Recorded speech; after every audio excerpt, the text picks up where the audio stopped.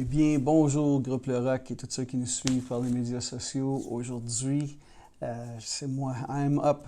C'est mon tour de vous apporter la semaine passée. Mon épouse a parlé de Marie qui a enfanté un bébé, que l'ange est venu lui parler. Écoutez, si vous voulez écouter la capsule, allez-y. Mais aujourd'hui, moi, je veux parler des trois rois mages, pour quelques instants, des trois rois mages qui sont venus voir Jésus à sa naissance. Pas à sa naissance, mais après qu'il ait été né. Et puis, je vais lire une portion des Écritures ce matin parce que c'est tellement bon. Il y a quelque chose que je veux vraiment qu'on reconnaisse dans ces versets-là. Et puis, c'est l'histoire des trois mages. Et ça commence comme ceci. Ça dit, « Jésus étant né à Bethléem en Judée au temps du roi Hérode, voici des mages d'Orient arrivèrent à Jérusalem. » Et puis, les théologiens sont tous d'accord à nous dire que le minimum de temps qu'ils ont pris, ces trois mages-là, ces trois rois mages-là, de venir à voir Jésus, c'est un minimum de 3 mois de voyage, mais ça varie entre 3 mois qui est le minimum et 2 ans et quelques qui est le maximum. Donc, si on ferait juste un calcul vite fait, on pourrait dire facilement que ça a pris au moins 6 mois à ces rois mages-là de venir juste pour voir Jésus, le roi qui est né. Ça, c'était juste une petite bémol en passant, je voulais vous dire ça. Et ils dirent, « Où est le roi des Juifs qui vient de naître? Car nous avons vu son étoile en Orient et nous sommes venus pour l'adorer. » Le roi Hérode, il parlait au roi Hérode qui était le roi sur le peuple juif à ce moment-là. Il dit, « Le roi Hérode, ayant appris cela, fut troublé. » Et toute Jérusalem avec lui. Il assembla tous les principaux sacrificateurs et les scribes du peuple, et il s'informa auprès d'eux où devait naître le Christ. Il s'informa auprès des sacrificateurs et des scribes. Les scribes étaient des gens qui écrivaient. Vous savez, il n'y avait pas les presses qu'on a aujourd'hui pour faire des livres et tout cela. Dans ce temps-là, ils écrivaient. Ces gens-là écrivaient la Bible à journée longue. Ils faisaient des manuscrits et ils les passaient à tous ceux qui en avaient besoin. Et quand ils avaient fini un, ils recommençaient. Hérode s'informe auprès de ces gens-là qui sont continuellement creusés dans la Bible pour savoir où devait naître le Christ. Retenez ça, c'est important. Il s'informait auprès d'eux où devait naître le Christ et ils lui dirent à Bethléem, en Judée, car voici ce qui a été écrit par le prophète. Et toi, Bethléem, terre de Juda, tu n'es certes pas la moindre entre les principales villes de Juda, car de toi sortira un chef qui paîtra, qui sauvera Israël, mon peuple. Alors Hérode fit appeler en secret les mages, écoutez bien ça, et s'enquit soigneusement auprès d'eux depuis combien de temps l'étoile brillait. Puis il les envoya à Bethléem en disant, « Allez et prenez des informations exactes sur le petit enfant. Quand vous l'aurez trouvé, faites-le moi savoir, afin que j'aille aussi moi-même l'adorer. » Regardez ce qui arrive en ce moment. Après avoir entendu le roi, ils partirent et voici l'étoile qu'ils avaient vue en Orient marchait devant eux jusqu'à ce qu'étant arrivée au-dessus du lieu où était le petit enfant, elle s'arrêta. Wow! Il y a quelque chose que je n'ai jamais vu avant dans cette portion des Écritures-là, c'est que ces rois mages-là, je vous mets un petit peu dans le contexte, arrivent dans la ville de Jérusalem, la ville qui bouge, la ville qui... Tout est excitant à Jérusalem. Les gens viennent là de tous les lieux dans la région, juste pour faire du trafic, pour faire des affaires et tout ça. C'est une ville qui bouge à ce moment-là. Et puis, ces gens-là arrivent là, puis jusqu'à ce moment-là, ils sont conduits par une étoile. Il y a une étoile qui les dirige vers le lieu qu'ils étaient supposés aller. On assume ici que ils suivent une étoile, donc ils ont reçu des instructions avant. Peut-être un ange les a apparus, peut-être que une voix leur a été donnée du ciel. Mais une chose est certaine, c'est qu'ils suivent directement cette étoile-là qu'ils ont vue dans le ciel. Mais ils arrivent à Jérusalem et ils semblent avoir perdu de vue l'étoile. Et il commence à demander partout alentour, est-ce que vous avez vu l'étoile? Où est né le roi qui devait naître? Où est-ce qu'il est? Est-ce que vous savez il est où? Parce qu'on est venu pour l'adorer. Et ça dit que le roi Hérode était très dérangé, et le peuple aussi. Ces gens-là ont perdu de vue, pour un moment dans leur vie, l'étoile qui les guidait. Voici ce que je veux en venir avec ça. Écoutez bien ce qui arrive. Hérode va auprès des scribes, des sacrificateurs, et il s'instruit auprès d'eux, ceux qui connaissent le lieu où devait naître le roi. Et eux, ils lui disent, c'est à Bethléem. Le roi Hérode connaît le lieu où devait naître le roi des rois. Il va et il le répète aux mages. Mais lui, il n'y va pas. Il reste à Jérusalem. Je vois ici deux choses. C'est que, premièrement, ce que la parole, l'effet de la parole dans deux différents cœurs. L'effet de la parole dans le cœur de Hérode, qui n'a accompli absolument rien. Mais lorsque cette même parole a été prononcée aux rois mages, les rois mages se mettent en marche vers Bethléem. Parce que ça venait directement des Écritures. Voici ce que j'ai appris des Écritures. Les gars, c'est là qui doit naître le roi des rois. Donc, allez-y et dites-moi quand vous allez le voir puis le rencontrer, venez puis dites-moi où ce qui est pour que je puisse aller l'adorer moi-même. Mais lui, il n'y va pas. Il entend parler que le roi des rois, le Seigneur des seigneurs, le Créateur de l'univers devait naître sur la terre, à un endroit spécifique, et il ne y va pas. Mais ceux qui ont un cœur ouvert à sa parole, eux, ils entendent les mêmes paroles que Hérode a entendues. Les mêmes paroles. Il va naître à Bethléem. Et eux, ils partent. Et ils se mettent en chemin. Et ça dit ceci, c'est extraordinaire. Ils sont en chemin pour Bethléem. Ils se mettent en ligne. OK, c'est par où Bethléem? C'est par là. OK, on s'en va par là. Parce que c'est ça que la Bible a dit. C'est ça que les Écritures disent. On s'enligne par là. Et aussitôt qu'ils se mettent en ligne, en chemin pour Bethléem, l'étoile qu'ils ont suivie depuis l'Orient, depuis 6 mois, depuis 2 ans, personne ne sait exactement le temps, cette même étoile apparaît devant eux encore une fois. Et les guide jusqu'à la place qu'ils étaient supposés aller.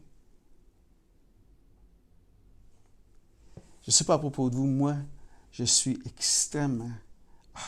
ça me touche et ça me bénit que Dieu me choisit avec un cœur ouvert à ses Écritures. Et tous ceux qui désirent avoir un cœur ouvert à ses Écritures vont toujours retrouver leur chemin. Vous savez, on entre dans un temps des fêtes où c'est facile de perdre de vue l'étoile. La Bible nous dit ceci. Je ne parle pas des étoiles, je ne parle pas d'être astronome, je ne parle pas on suit une étoile, non. La Bible, elle appelle Christ l'étoile du matin. C'est la Bible, c'est un des noms de Dieu. Puis ça ne parle pas d'une étoile dans le ciel, ça nous parle du Fils de Dieu. C'est le Fils de Dieu. C'est lui qui les guidait jour après jour, jusqu'à ce qu'il arrive au lieu de destinée qu'il devait aller. Vous savez,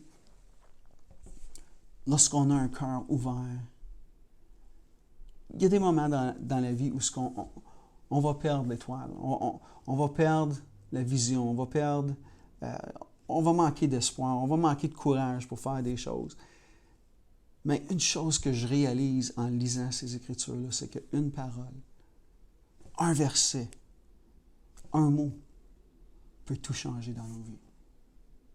Un mot de ces Écritures-là, dans un cœur ouvert, peut tout changer et tout transformer et nous amener directement à la destinée que Christ nous a appelés à être, à ses pieds, à l'adorer. Wow! Je comprends que c'est simple aujourd'hui, mais wow! Un mot de sa parole, dite dans le bon temps. Ces hommes-là cherchaient cette étoile-là. Ils l'ont perdue de vue pour un moment. Ils cherchaient cette étoile-là. Et à cause qu'ils ont entendu un mot, c'est à Bethléem. Enlignez-vous pour Bethléem, les gars. C'est là que ça va être. Par un roi qui avait un dessein de tuer le Christ. Son but ultime, c'était de savoir où ce qu'il était pour aller le tuer. Mais même la parole, à travers de cet homme-là, la parole des Écritures, même un mot des Écritures à travers d'un homme qui n'aimait pas Dieu, a eu un effet extraordinaire dans la vie de ces hommes-là parce qu'ils ont pu, avec juste un mot, s'enligner dans la voie que les Écritures leur donnaient. Et là, ils ont retrouvé l'étoile qu'ils avaient perdue. Wow! Les amis, moi je vous dis, sa parole est extraordinaire. Et dans les plus difficiles moments de nos vies, là où ça nous tente le moins, c'est là qu'on devrait être le plus dans notre parole, à la mettre dans nos cœurs, à cacher ces mots dans nos cœurs. Parce que quand des moments comme celui-ci arrivent, quand des moments où ce qu'on perd de vue l'étoile, ça peut être toutes sortes de choses, ou ça peut être un découragement qui vient, ça peut être juste un plaisir temporaire qui vient et qui enlève nos yeux de sur l'étoile, de sur la vision, de sur sa présence qu'on est supposé avoir dans nos vies. Mais juste un mot, juste une parole, juste un verset parfois peut tout changer. Je l'ai expérimenté maintes et maintes fois et ce soir, ce matin, qu'importe où ce que vous vous trouvez, je veux juste vous encourager durant ce temps des fêtes où c'est tellement facile parfois de perdre de vue ce que Dieu a pour nous, perdre de vue sa présence pour un temps, perdre de vue la sainteté à laquelle on est appelé dans des parties, dans toutes sortes de choses qu'on peut faire. Je vous encourage à aller dans votre parole. Je vous encourage à entendre. Écoutez-le s'il vous faut. Mais je vous encourage aujourd'hui de faire ce que les mages ont fait. Ils n'ont pas lâché jusqu'à ce qu'ils ont eu la réponse qu'ils voulaient. Ils ont cherché partout. Hey, il est où? Il est où? C'est où ce qu'il devrait être? Et ils l'ont trouvé. Mon ami, Dieu veut se faire trouver par nous. Surtout quand on perd de vue, surtout quand les moments sont difficiles. Il veut se faire trouver par toi et par moi. Mon ami, je te souhaite tellement une bonne journée aujourd'hui. Je vais prier pour toi. Seigneur, je te prie pour chaque personne qui écoute cette capsule aujourd'hui. Et Seigneur, tu vois leur cœur, tu vois le désir de leur cœur. Père, je te prie que tu puisses mettre une flamme sur le cœur de toute personne qui désire avancer avec toi. Et je te prie de les protéger dans ce temps des fêtes. Je te prie pour ceux qui vivent des difficultés à cause de ce que le monde passe à travers aujourd'hui, qui ont besoin d'une touche d'espoir, qui ont besoin d'une touche de toi. Père, viens et étends ta main et qu'ils puissent savoir sans l'ombre d'un doute qu'il y a un Dieu qui les aime, qui désire leur redonner un espoir de vie. Merci, Père, pour chaque personne qui écoute. Et pour dimanche matin, lorsque nous allons nous assembler en ton nom, juste pour être capable de passer du temps avec toi ensemble. Merci, Père, pour tout ce que tu fais dans le nom précieux de Jésus. Amen. Que Dieu vous bénisse, les amis, et passez une super journée. Les chrétiens, c'est le ressaut d'un aile où mon Dieu descendit jusqu'à nous pour effacer la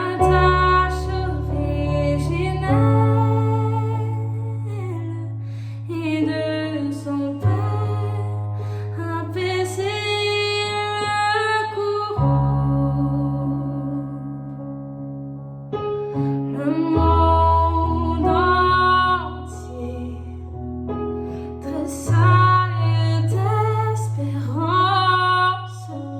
en cette nuit qui lui donne un sauveur.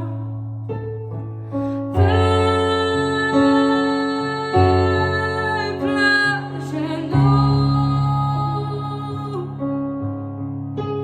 attends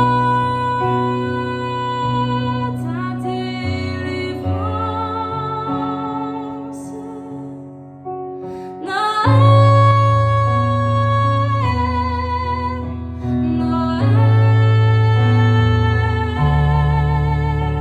voici le Rédempteur. Noël,